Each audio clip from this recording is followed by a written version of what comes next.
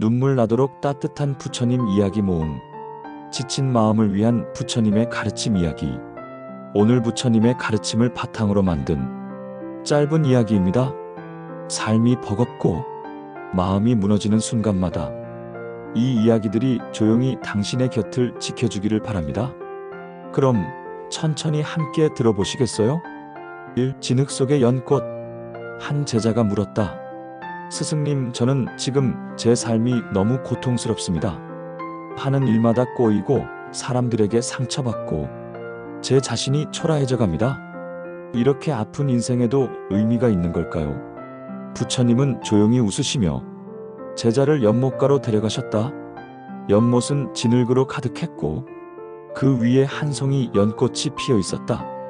부처님이 말씀하셨다. 이 연꽃을 보아라. 그 뿌리는 더러운 진흙 속에 있지만 꽃은 하늘을 향해 피어난다.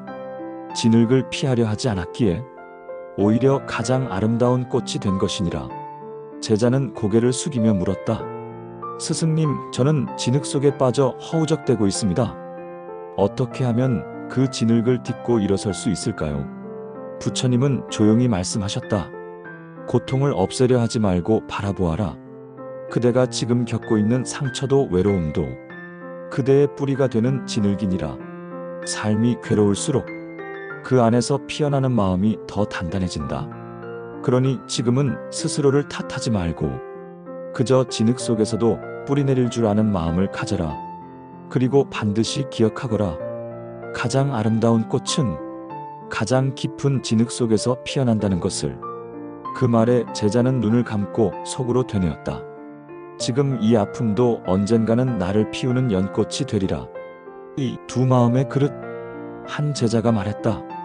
스승님, 저는 남들이 칭찬하면 우쭐해지고 비난하면 금세 마음이 무너집니다.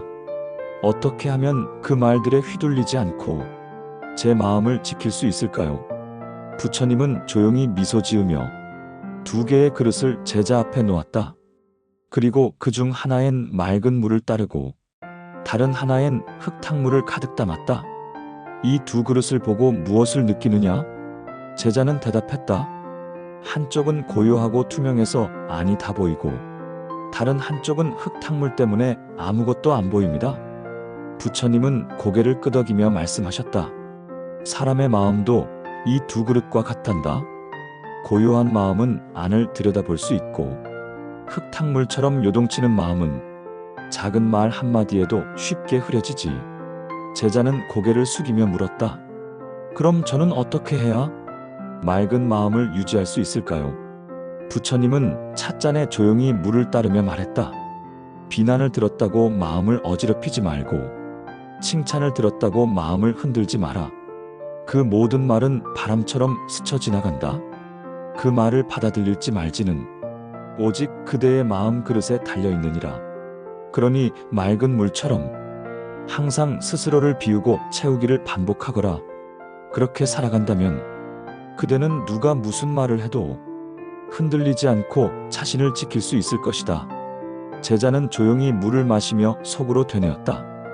이제 나는 누가 내게 무엇을 말하든 흔들리지 않는 그릇이 되리라. 3. 무거운 짐을 내려놓는 법. 어느 날 한 제자가 부처님을 찾아와 깊은 한숨을 쉬며 말했다. 스승님, 저는 요즘 마음이 너무 무겁습니다. 과거의 후회, 사람들의 시선, 이루지 못한 일들, 하루하루 짓눌리듯 살아가고 있습니다.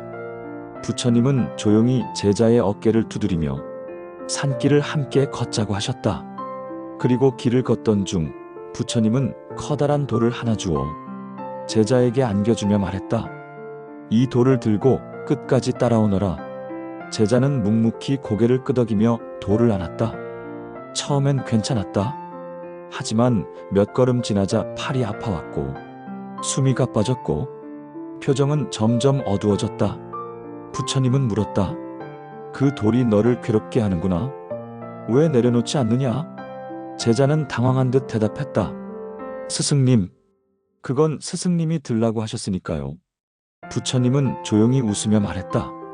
나는 들라고 했지. 계속 들고 있으라고 한 적은 없느니라. 마음의 짐도 이와 같단다. 누가 준 말 한마디, 예전에 했던 실수 하나, 지나간 인연 하나, 그 모든 것을 내가 계속 붙들고 있는 것뿐이다. 그것들은 이미 지나간 일이다. 그런데 너는 마치 돌을 품고 걷듯 마음을 짓누르고 있는 것이지. 제자는 한참을 침묵하다. 그 돌을 내려놓았다. 그리고 숨을 크게 쉬었다. 몸이 가벼워졌고 마음도 조금은 편안해졌다. 부처님은 마지막으로 말씀하셨다. 삶은 원래 힘든 게 아니다. 너무 많은 것을 쥐고 있기에 힘든 것이다. 내려놓으면 가벼워지고 가벼워지면 비로소 너의 길을 걸을 수 있다. 그날 이후 제자는 매일 아침 스스로에게 물었다. 오늘 내가 내려놓아야 할 짐은 무엇인가? 무너진 탑 아래에서 한 제자가 무거운 얼굴로 부처님께 물었어. 스승님, 저는 수년간 공들인 일이 무너졌습니다. 모든 걸 쏟아부었는데 한순간의 실수로 모든 것이 무너졌습니다. 제 노력은 헛된 것이었을까요? 부처님은 제자를 데리고 사원 뒷산에 있는 오래된 석탑으로 향하셨어. 탑은 반쯤 무너진 채 이끼 낀 돌로 조용히 세월을 말하고 있었지. 이 탑을 보아라. 부처님이 말했다. 누군가는 이것을 무너진 흔적이라 하고 누군가는 이 자리에 남아있는 의미를 본단다. 제자는 조용히 말했다. 하지만 저는 실패한 것 같습니다. 아무것도 이뤄내지 못했습니다. 부처님은 작은 돌 하나를 들어 제자의 손에 쥐어주며 말했다. 이 돌은 지금 무너진 탑의 일부다. 하지만 수백 년을 버티며 이 자리를 지켜낸 시간도 함께 담겨 있다. 그대의 노력도 그러하다. 결과가 무너졌다고 그 시간마저 사라지는 것은 아니다. 그대가 쌓아 올린 마음, 그 속에 담긴 인내와 정성은 다음 삶의 탑을 세우는 밑돌이 된다. 무너졌다고 끝이 아니다. 탑은 다시 쌓을 수 있고 그대는 전보다 더 단단해졌으니라. 제자는 눈을 감고 마음속 탑을 떠올렸다. 그리고 처음부터 다시 쌓기 시작했다. 이제 그는 알았다. 무너진 곳에서 배운 것이야말로 다시 세울 수 있는 가장 큰 힘이라는 것을. 스스로를 끌어안는 법. 한 젊은 수행자가 어느 날 깊은 한숨을 쉬며 부처님께 고백했어. 스승님, 저는 저 자신이 자꾸 싫어집니다. 비교하게 되고 부족함이 자꾸 눈에 들어옵니다. 왜 저는 이토록 모자란 사람일까요? 부처님은 말없이 자리에서 일어나 작은 거울 하나를 가져오셨어. 그리고 말했다. 이 거울을 바라보아라. 지금 무엇이 보이느냐? 제자는 대답했다. 저의 얼굴이 보입니다. 피곤해 보이고 자신 없는 눈빛이네요. 부처님은 조용히 미소 지으며 물었다. 그러면 이 거울을 깨뜨리면 그 얼굴도 사라지느냐? 제자는 깜짝 놀라 고개를 저었다. 아닙니다. 거울은 깨져도 제 얼굴은 여전히 존재합니다. 부처님은 말했다. 그대가 지금 보고 있는 모습은 잠시 비친 한 장면일 뿐이다. 진짜 그대는 비교로 보이는 것이 아니라 삶 속에서 살아가는 존재 그 자체이다. 자신을 미워하지 말거라. 그 마음은 물이 제 자신을 헤치는 것과 같다. 우물 안의 물은 스스로를 맑게 비춰준다. 흙탕물이 되지 않기 위해 흘려보내고 다시 받아들이기를 반복하듯 그대의 마음도 스스로를 사랑하기 위해 미움 대신 따뜻함을 담아야 한다. 제자는 물었다. 스승님, 그럼 저는 어떻게 해야 스스로를 사랑할 수 있을까요? 부처님은 조용히 대답하셨다. 남의 말보다 너의 숨소리를 들어보아라. 남의 평가보다 너의 하루를 돌아보아라. 그리고 기억하거라. 그대는 지금 이 순간에도 충분히 귀하고 아름다운 존재이니라. 6. 바람에 흔들리지 않는 나무처럼. 한 제자가 부처님께 물었어. 스승님, 저는 자주 흔들립니다. 남의 말 한마디에 하루가 망가지고 작은 실패에도 자신을 미워하게 됩니다. 어떻게 하면 흔들리지 않고 단단한 사람이 될 수 있을까요? 부처님은 잠시 침묵하다 제자를 데리고 사원 뒤에 오래된 나무 앞으로 갔어. 보아라.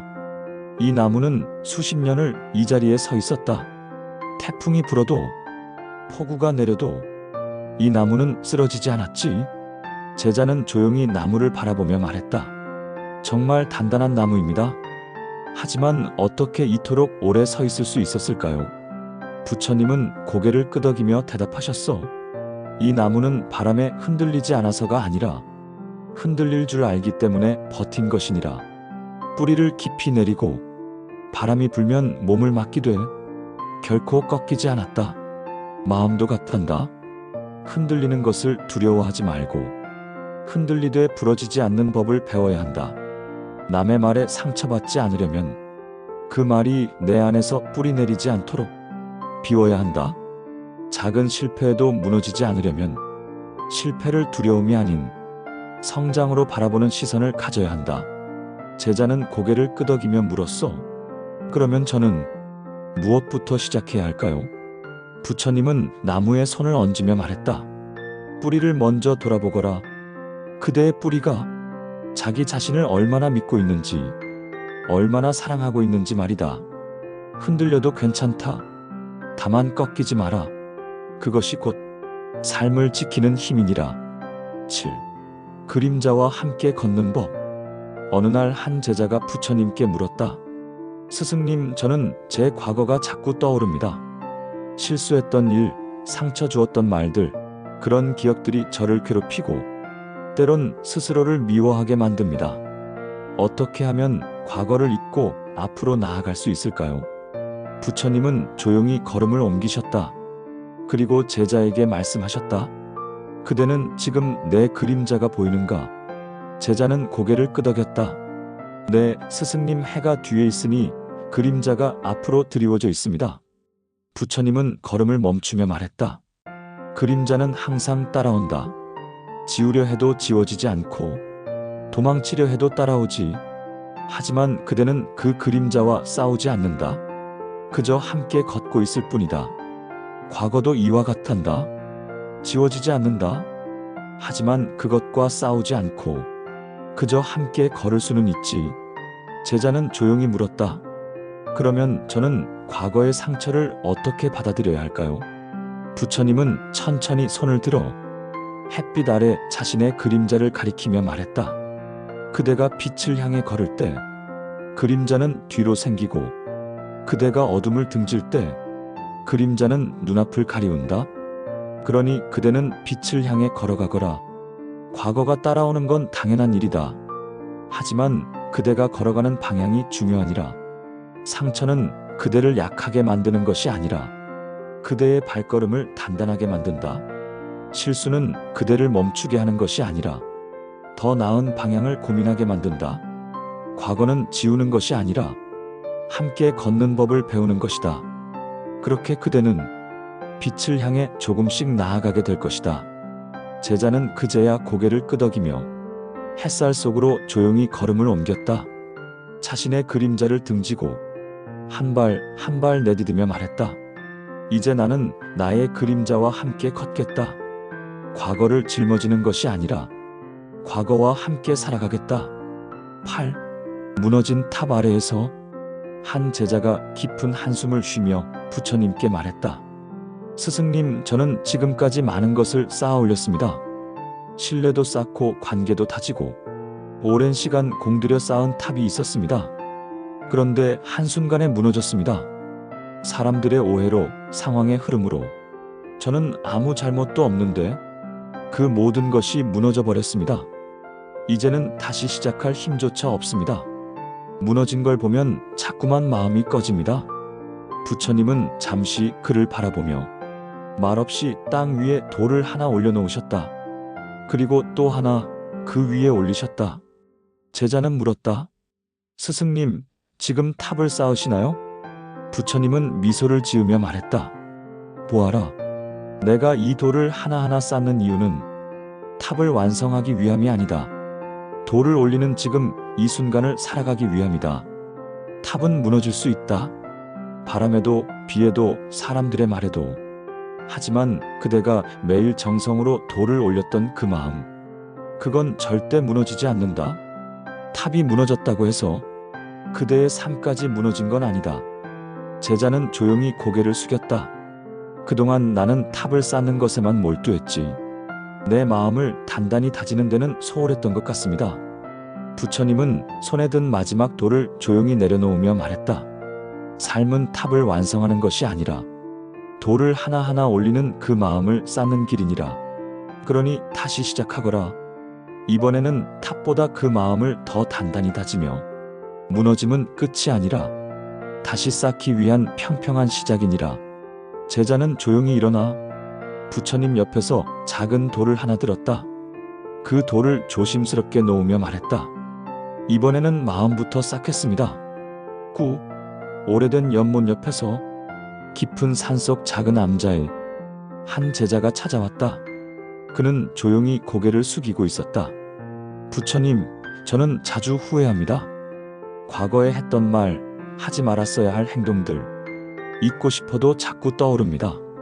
부처님은 말없이 암자 뒤편의 오래된 연못으로 제자를 이끌었다. 연못 위에는 잔잔한 물결과 함께 떨어진 나뭇잎 몇 장이 떠 있었다. 부처님이 말했다. 저 연못을 보거라.